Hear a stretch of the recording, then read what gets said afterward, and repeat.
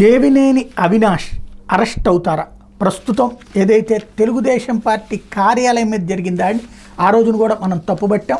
ఆంధ్రప్రదేశ్ రాష్ట్ర తెలుగుదేశం పార్టీ కార్యాలయం మీద దుర్మార్గంగా జరిగినటువంటి దాడి, ఆ దాడికి సంబంధించినటువంటి వ్యవహారం మీదన ఇంతకాలానికి తెలుగుదేశం అధికారంలోకి వచ్చింది కాబట్టి 2.5 ఏళ్ల తర్వాత పోలీసులు కేసు నమోదు చేసి ముందుకు సాగుతున్నారు. వాస్తవానికి 2021 అక్టోబర్ 19న తెలుగుదేశం పార్టీ కేంద్ర కార్యాలయం మీద రాడ్లు, కర్రలు, రాళ్లతో వైసీపీకి సంబంధించినటువంటి వాళ్ళు దాడి చేశారు. ఇందులో తెలుగుదేశం పార్టీ నాయకుడు దొరబాబుతో పాటు 3 కార్యాలయ సిబ్బంది తీవ్రంగా గాయపడ్డారు.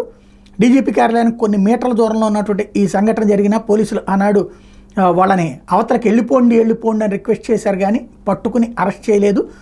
ఒక్క నిందితుడు కూడా గుర్తించలేదు అన్నటువంటి లెక్కలు చూపించుకొచ్చారు. చివరికి అరెస్ట్ ఊసెత్తకుండా కొందరికి 41A నోటీసులు ఇచ్చి పంపించేశారు. వైసీపీ ఎమ్మెల్సీ లేళ్ల అప్పిరెడ్డి కారులోనే ఈ దాడి చేయడానికి వచ్చారని, విధ్వంసానికి పాల్పడిన అప్పిరెడ్డి ప్రధాన అనుచరుడు పానుగుంట చైతన్య, విజయవాడ తూర్పు నియోజకవర్గం దేవినేని అవినాష్ అనుచరులు ఉన్నారంటూ ఆ రోజున తెలుగుదేశం పార్టీ వాళ్ళు వీడియోలు అవి కూడా రిలీజ్ చేశారు. ఇప్పుడు వీళ్ళిద్దరి మీదన కేసులు నమోదు చేస్తారా, వీళ్ళిద్దరిని అరెస్ట్ చేస్తారా ఏంటనేది తేలాల్సి ఉంది. ప్రస్తుతం అయితే ఆ దర్యాప్తు ఆరంభమైంది.